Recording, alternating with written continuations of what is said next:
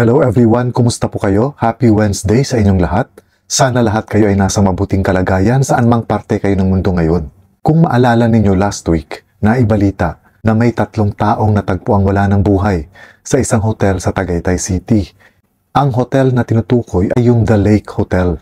Sinasabing ang isang biktima ay isang Australiano na kinilalang si David Fisk at siya ay 57 years old.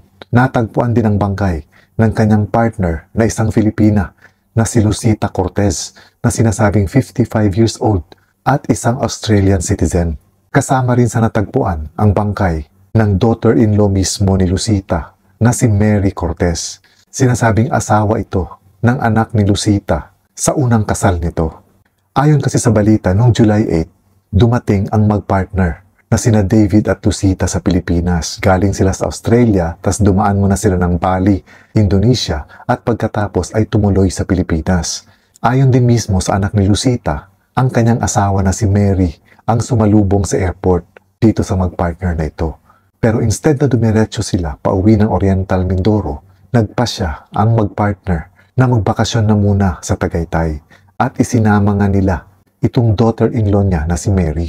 Ayon sa asawa ni Mary, nakausap pa niya ang kanyang asawa at nagpaalam nga ito na sasama muna siya dito kina David at Lucita papuntang Tagaytay. Pagkatapos noon ay tutuloy na sila pauwi ng Oriental Mindoro. Pero kinabukasan daw, hindi niya na makontak ang kanyang asawa.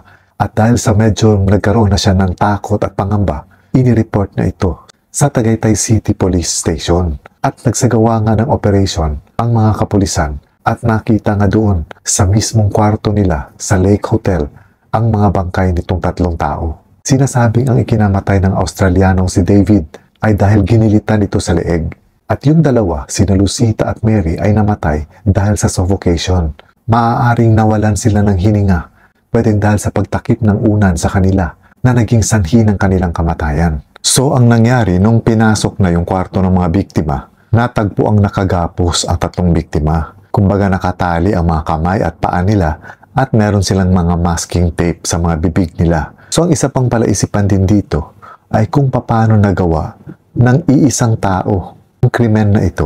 Kumbaga kung paano niya naigapos itong 3 ito kung mag-isa lang siya. Sinasabi rin sa report na nawawala ang ilang mga gamit ng Australiano katulad ng kanyang wallet, ng kanyang relo.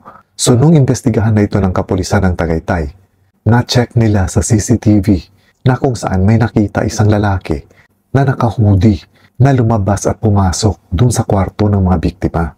Pero hindi nakita sa CCTV kung saan nanggaling itong lalaking ito. Kumbaga kung paano siya nakapasok dun mismo sa hotel. Naging palaisipan tuloy kung paano nakarating dun sa kwarto ng mga biktima itong suspect.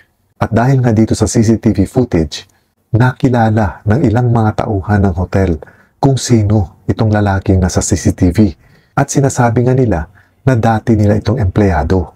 So dahil sa information na ito, nagsagawa ng operation ang kapulisan ng Tagaytay at pinuntahan nga kung saan nakatira itong lalaking ito na sinasabing taga Batangas.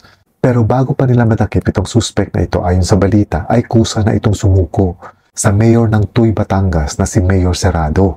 At kinilala nga itong suspect na ito sa alias Ronel. Hindi ibinigay ang totoong pangalan nito sa balita at sinasabing nasa 33 years old na itong suspect na ito. So ang ginawa ni Mayor Serrado ng Tuy, Batangas ay itinurn over na ito sa mayor ng Tagaytay na si Mayor Abraham Tolentino. Pero kung maalala din natin bago nangyari itong pagsuko ng suspect, nagbigay din ng warning itong si Mayor Tolentino kay Tagaytay Police Chief Lieutenant Colonel Charles Capagcuan. At sinabi nga ni Mayor Tolentino na kapag within 7 days ay walang maipapakitang development itong si Lieutenant Colonel Capagcuan, isisibakin niya ito sa kanyang pwesto. So sa isang press conference na kung saan iprinisinta ni na Mayor Tolentino at Lieutenant Colonel Capagcuan itong suspect na ito, sinasabi nila na dating empleyado ng hotel itong suspect. Isa raw siyang pool cleaner sa hotel na yun at siya ay tinanggal ng management. Ngayon, parang may hinihingi yata siya na parang back pay dahil sa kanyang serbisyo na hindi napagbigyan. Kaya nagtanim daw ito ng galit sa management ng hotel. At bilang paghiganti, ito daw ang ginawa niya, ang gumawa ng krimen sa loob mismo ng hotel. Ngayon, hindi pa kasi maliwanag at walang detalye kung ano ang nag-udyok dito sa suspect na ito na gawin ang krimen dun sa 3 biktima at kung bakit yung 3 biktima ang napili niya na gawa ng krimen. Maaari din siguro dahil weekdays, so kumbaga, kokonti lang ang mga nag-check-in sa hotel na ito. At siguro din, dahil foreigner ang tingin din dito ng suspect, ay marami itong dalang pera. Dahil ito ay isang siguradong bakasyonista lamang. Pero may mga duda pa rin ng mga tao dahil unang-una nga hindi maliwanag nung ipinisinta ang suspect kung ano talaga ang detalye.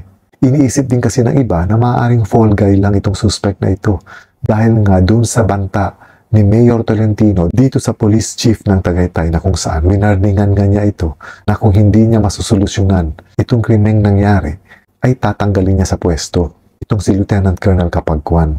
So kumbaga, sinasabi ng iba na para mapagtakpan yung kakulangan para masolve itong krimen na ito, maaaring fall guy lang daw itong ipinisinta nila na sinasabing dating employee ng hotel.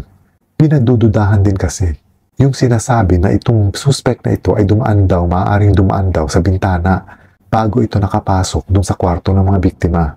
So kumbaga sinasabi nila na maaaring binuksan ng biktima yung kanilang bintana sa hindi maipaliwanag na dahilan dahil usually kung nasa hotel ka na naka-aircon ka, parang imposible na maisipan mo pang buksan ang bintana. Dahil kung talagang giniginaw kayo sa lamig, pwede naman kasing pahinaan na lang yung air conditioner at hindi na kailangan pang buksan yung bintana. Wala rin kasi nakikitang forced entry dun sa bintana o dun sa pintuan ng kwarto nitong mga biktima. So nalalagyan din ito ng bahid ng duda kung paano nakapasok itong suspect dun sa kwarto ng mga biktima. Dahil dun sa CCTV ang makikita lang, lumabas sa kwarto ng biktima itong suspect at bumalik uli dun sa kwarto ng mga biktima. Pero kung paano siya nakapasok nung unang pasok niya dun sa kwarto ng mga biktima ay hindi nakita sa CCTV. Tapos isa pa ay palaisipan din na kung talagang may galit itong dating empleyado ng hotel na ito sa management ng hotel, bakit sa ganung paraan ang ginawa niyang paghihiganti? Kumbaga wala namang kamalay-malay or hindi naman damay sa problema niya yung 3 biktima niya. So what's the point na paghihigantihan niya yung mga taong wala namang koneksyon sa naging problema niya?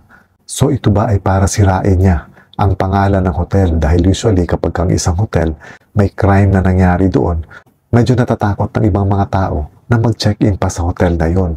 So maaaring yun nga ba ang dahilan kung kaya naisipan niya na gumawa ng krimen sa hotel na yon bilang paghihiganti.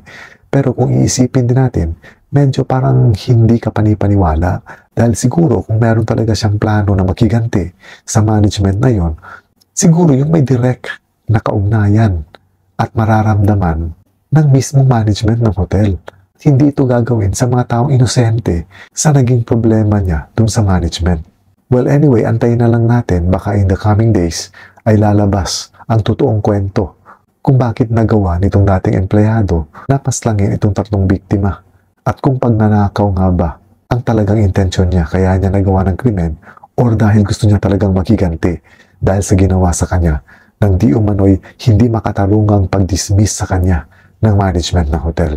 And let's hope that justice will prevail dahil nakakasira ito lalong-lalo na sa turismo natin. Dahil kung maalala rin natin, hindi pa umaabot ng 1 buwan nung pinaslang din ang isang Israeli na kung saan natagpuan yung bangkay niya kasama yung bangkay ng kanyang girlfriend na si Geneva Lopez sa may Tarlac. And eto na naman, isang namang dayuhan ang pinaslang dito sa may Tagaytay. Nagkakaroon tuloy lalo ng bahid ang bansa natin lalong-lalo na sa mga dayuhan. Kumbaga, nagkakandahirap ang Department of Tourism natin para maipromote ng maayos ang ating bansa at makapag-engganyo ng mga turista para dalawin ang ating bansa. Ito ngayon ang maririnig nila na sunod-sunod na pagpaslang sa mga dayuhan sa mismong bansa natin. I hope mabibigyan talaga ng totoong hustisya itong mga sunod-sunod na pangyayari at sana nga hindi mawala ang tiwala ng mga dayuhan na mga isolated cases lamang itong mga nangyaring ito at sana hindi ito magiging dahilan para bumagsak ang turismo ng ating bansa. And this is all for now mga kaibigan. Wala tayong hangad kundi hustisya para sa mga biktima ng mga karahasan. At sana ang mga nahuhuli nilang mga suspects ay ang totoong mga suspects at hindi mga taong napagbibintangan lamang. Once again, maraming salamat ulit sa inyong panunood. Ingat po kayo lagi, amping mo kanunay, and God bless.